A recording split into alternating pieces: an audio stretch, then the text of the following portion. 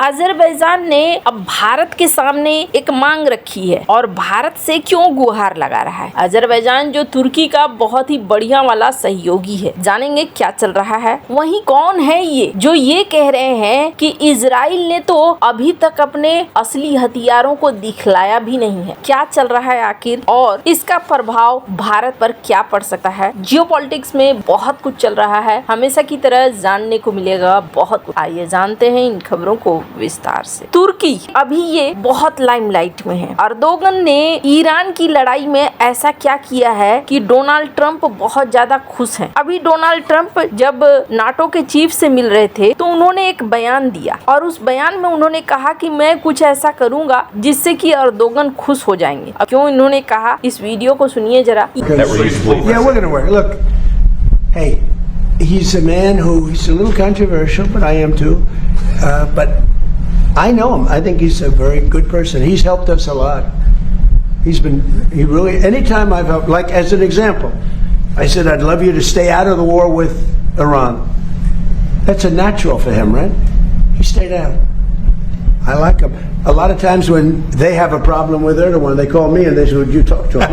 They'll call me, they'll say... यहाँ Donald Trump ये कहना चाहते हैं कि अर्दोगन ने मेरे कहने पर ईरान युद्ध में शामिल नहीं हुआ। अर्दोगन ने दूरी बनाई रखी और अर्दोगन अगर शामिल होते तो ईरान की तरफ से शामिल होते, क्योंकि वो इजराइल को पसंद नहीं करते हैं। इनसे सवाल ये किया गया था कि F-35 के बारे में ये क्या सोच रहे हैं, तो अब ऐसा लगता है कि डोनाल्ड ट्रंप F-35 के लिए स्वीकृति दे सकते हैं। और अगर ऐसा हो रहा है तो इसका मतलब ये है कि इजराइल का प्रभाव अमेरिका के ऊपर घट रहा है। डोनाल्ड ट्रंप और नेतन्याहू कई बार एक दूसरे के आमने सामने भी हो चुके हैं, लेकिन दोनों के रिलेशन इस तरीके के हैं कि इतनी जल्दी खराब तो नहीं होने चाहिए। दोनों का एक दूसरे के ऊपर निर्भरता भी है। इजराइल के बारे में हर कोई जानता है कि इजराइल बहुत ही बढ़िया हथियार बनाते हैं, अच्छे वाले हथियार इनके होते हैं और इसका इस्तेमाल भी कई बार माना जाता है कि अमेरिका अपने फायदे के लिए भी करता है। दोनों मिलकर भी कई हथियारों को बनाते हैं। तुर्की जो एक जाल बिछा रहा है पहले से ही, अजरबैजान के साथ मिलकर, पाकिस्तान के साथ मिलकर और अब ईरान के साथ भी मिलकर कुछ ऐसा ही करना चाहता है। और जहां तक बात है इजराइल और तुर्की की, तो ये दुश्मनी किसी से छिपी हुई नहीं है। इस रीजन में अजरबैजान, तुर्की, पाकिस्तान ये अब एक ऐसे गठजोड़ बनते जा रहे हैं जो गठजोड़ आने वाले समय में भारत के लिए भी टेंशन है और कुछ हद तक तुर्की के लिए भी टेंशन है। अगर अजरबैजान की बात करें तो अजरबैजान और इजराइल के बीच में एक अच्छी खासी दोस्ती है। इजराइल और अजरबैजान कई डिफेंस प्रोजेक्ट में भी एक साथ मिलकर काम करते हैं और ये भी कहा गया कि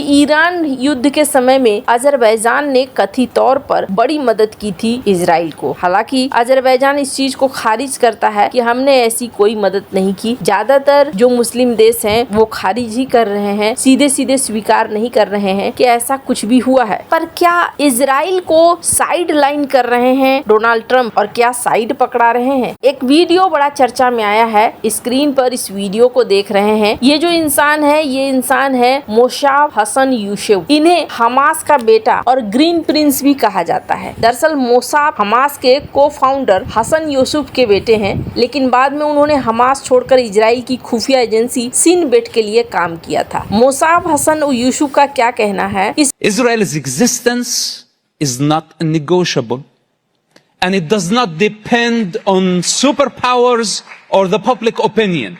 And if they keep pushing Israel to the corner, they are the ones who are going to suffer the most. Israel hasn't used everything that it has. And Israel on a purpose did not expose the advanced weapons that it has for a very important reason. We don't want the enemy to know what we are having. And now at this point we are just playing around. So this is the clear message to those who think that they can annihilate Israel.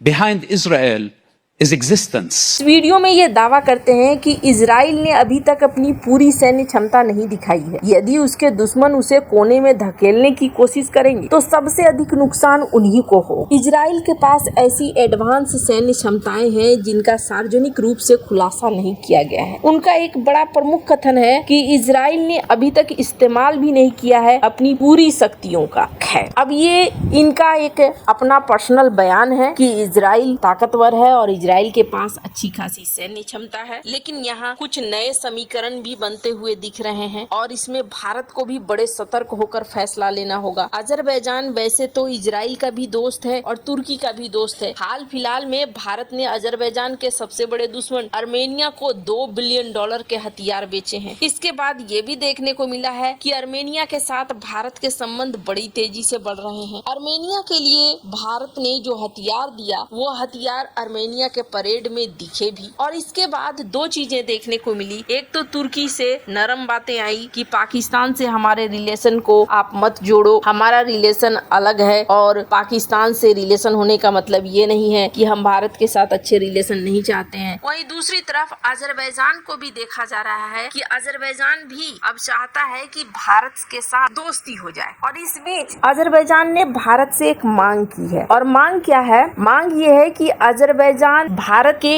एक और शहर के लिए सीधी flight चलाना चाहता है। Azerbaijan की राजधानी बाकू से अहमदाबाद के लिए सीधी फ्लाइट। बाकू से भारत की दो अहम शहरों मुंबई और दिल्ली के लिए पहले से ही सीधी फ्लाइट मौजूद है। डायरेक्ट फ्लाइट अजरबैजान के भारत से रिश्ते बेहतर करने, खास तौर पर भारतीय पर्यटकों को आकर्षित करने की कोशिश है। ये इसलिए ध्यान खींचता है क्योंकि अजरबैजान पाकिस्तान का बेहद करीबी सहयोगी है। कई अंतर्राष्ट्रीय मंचों पर अक्सर इस्लामाबाद के सुर में सुर मिलाते दिखा है। हालांकि भारत ने अभी तक फैसला नहीं लिया है, लेकिन अजरबैजान के दूतावास का कहना है कि एयरलाइंस को अहमदाबाद से जोड़ने का अनुरोध दिल्ली से पहले ही किया जा चुका है। अगर ऐसा होता है तो सीधी उड़ानें दोनों देशों के बीच में शुरू हो जाएंगी। साल 2024 में अजरबैजान में भारतीय तीसरे सबसे बड़े टूरिस्ट ग्रुप थे और उम्मीद कर रहा है अजरबैजान की और भी टूरिस्ट भारत से जाए। तो असल कहानी क्या है? असल कहानी ये है कि अजरबैजान हो या तुर्की हो, दोनों जो मीठी मीठी बातें भारत के साथ कर रहे हैं उसके पीछे सबसे बड़ा कारण यही है कि भारत के टूरिस्टों ने यहाँ जाना बंद किया है और इसके कारण आर्थिक तौर पर चोट पड़ रही है। अब ऐसे में अगर बात करें तो ये इकोनॉमिक रिश्ता है। रणनीति की बात करेंगे तो रणनीतिक तौर पर अजरबैजान या तुर्की ऐसा नहीं लगता है कि कभी भी भारत के हितैषी बन पाएंगे। वैसे इकोनॉमिक तौर पर कई देशों को एक दूसरे के साथ अच्छे संबंध बनाने पड़ते हैं। रणनीतिक तौर पर भी खुलकर अगर अजरबैजान सामने नहीं आ रहा है तो खुलकर भारत को भी नहीं आना चाहिए। आपको क्या लगता है? भारत ने भी इधर हाल फिलहाल में अजरबैजान के साथ रिलेशन को नॉर्मल करने की कोशिश की है। कमेंट कर अपनी राय जरूर बताएं। जल्द मिलते हैं अगले वीडियो में नई खबर के साथ।